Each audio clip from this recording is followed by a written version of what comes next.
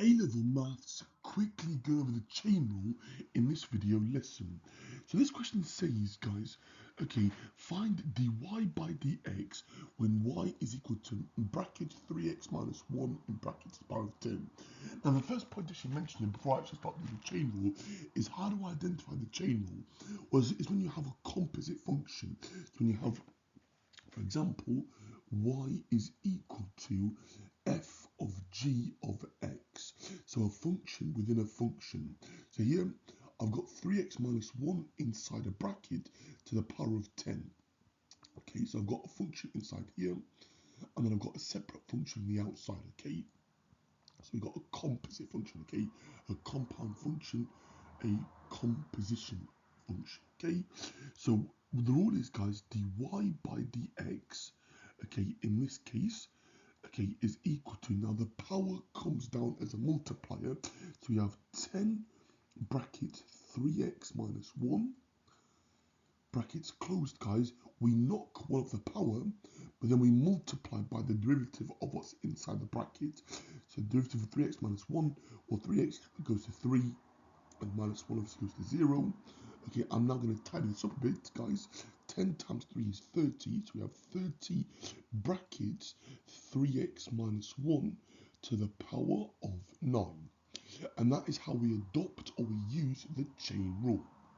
Okay, so it's only applied when we have a compound function or composite function, a function of a function. Okay, so again, if you're not sure what a composite function is, again, rewind here and obviously watch my videos here from GCSE. But it's when you have a function inside a function, okay, a function within a function, okay. And again, I'll do like more of like an in-depth video of why this actually works. But essentially, if you let y equal, no, sorry, let u equal to 3x minus 1, okay, then you have y is equal to u to the power of 10. Then if you do dy by du, okay, so u to the 10 becomes 10 u to the power of 9. So the power comes down as a multiplier, and then I reduce the power by 1. And then if I do du by dx, that goes to 3. Now if I do du by dx times dy du, okay, so just so you can see, so dy du multiplied by du by dx. Hopefully you can see here that the du's actually cancel, okay, leaving me with just dy by dx. So essentially you've got dy du, which is 10u to the power of 9.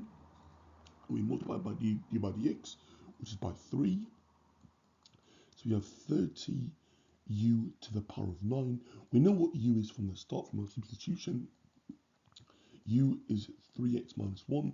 So we have 30 lots of 3x minus 1 in brackets to the power of 9. And that is how the chain rule works.